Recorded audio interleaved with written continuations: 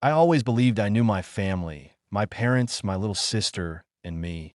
We lived in a small, quiet town in Oregon where everyone knew each other, or at least thought they did on my 18th birthday. Everything changed at my mom, Laura, had always been a gentle, cheerful woman.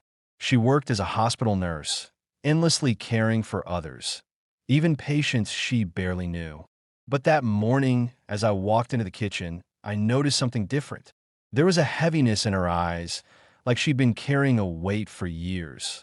"Happy birthday, sweetheart," she said, forcing a smile as she placed a small envelope in front of me. I wasn't expecting anything special. Not from my mom, at least. She'd never been big on emotional gifts or dramatic moments. But this envelope, she said, was something she had to give me now that I was grown enough to understand. I slid my finger under the seal and pulled out the folded letter inside. Her handwriting filled the page, shaky and emotional. "My dearest Ethan, it's time you know the truth about where you come from." I felt a knot form in my stomach. As I read on, the world around me went silent. That why mother wasn't just hiding something from me. She had been hiding someone. And in that moment, everything I thought I knew about my family, my life, and myself began to crumble. My hands trembled as I clutched the letter, my birthday excitement replaced with a chilling uncertainty.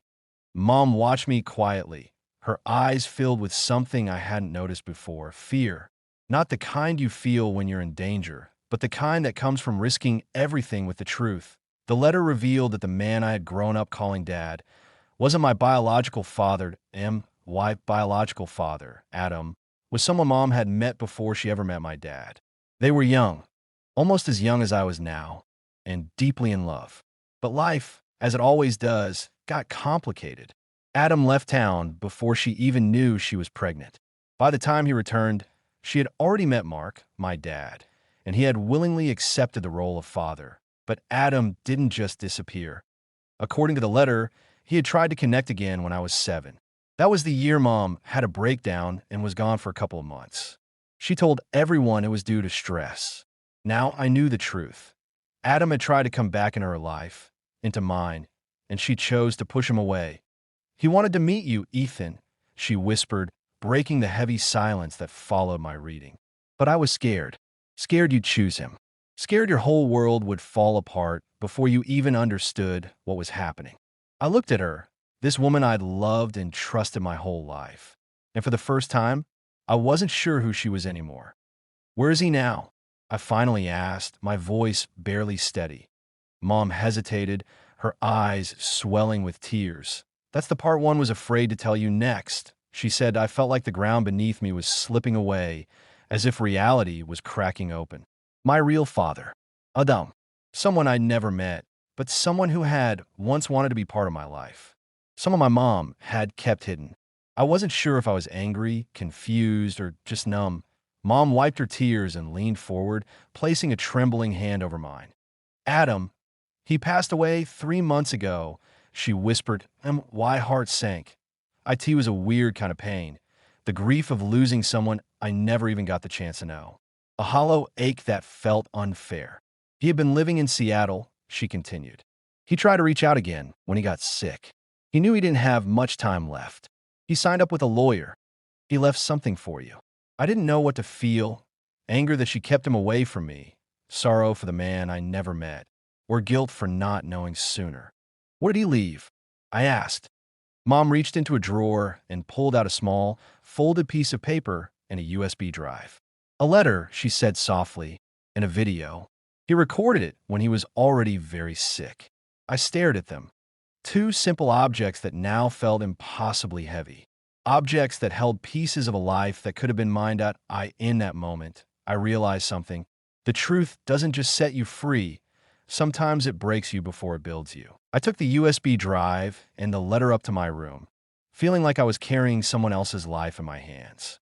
I sat on my bed, staring at the items for what felt like hours, trying to gather the courage to open a window into a life I never knew. I finally unfolded the letter. "Dear Ethan, if you're reading this, I'm already gone. But I want you to know that I never forgot you. Not for a single day." His handwriting was shaky but strong, emotional but steady. He talked about how young he and my mom were, how he wasn't ready to be a father back then, and even more, how he deeply regretted not fighting harder to stay. He wrote about the day he came back, how he stood across the street from our house and watched me play on the front lawn with mom, how he couldn't bring himself to knock on the door, afraid it was too late. And finally, he wrote about his illness, how it changed him, how facing death made him yearn for redemption, for truth. For me, I plugged in the USB drive and clicked on the video file. The screen flickered, and before me appeared a thin, pale man with tired eyes. He looked frail, but when he spoke, his voice was warm and steady. "Hey, kid," he said, managing a smile. "I don't know if you'll ever forgive me for not being there, but I love you. I always have." Every word he spoke poured into the cracks of my heart, flooding me with a whirlwind of grief, love, and longing for a father I barely knew, but somehow still missed. When the video ended, I sat in silence, and my world wasn't just shattered anymore. The IT had shifted, irrevocably. The next morning, I woke up feeling like a different person. The truth had changed me, not just because of the secret it held, but because of the questions it left behind. Who was I now? Was I still Ethan, the boy raised by Mark and Laura? Or was I also the son of Adam, the stranger who had loved me from a distance? I decided to talk to my dad. Mark was outside, working on his old truck, hands covered in oil and grease, just like when I was a kid and used to sit beside him, watching him fix things. "Dad?" I said quietly. He looked up, smiled the same familiar smile, and wiped his hands. "Hey, champ," burst him on. I hesitated, then showed him the letter that he read it slowly. I searched his face, not for anger, but for reassurance. When he was done, he folded the paper carefully and looked right at me. "You're my son, Ethan. Nothing changes that," he said. Those words were the anchor I didn't realize I was searching for. Later that week, Mom drove me to Seattle. We visited Adam's grave. I stood there with flowers in hand, unsure of what to say. So I said the only thing that felt real. "I wish I had known you sooner."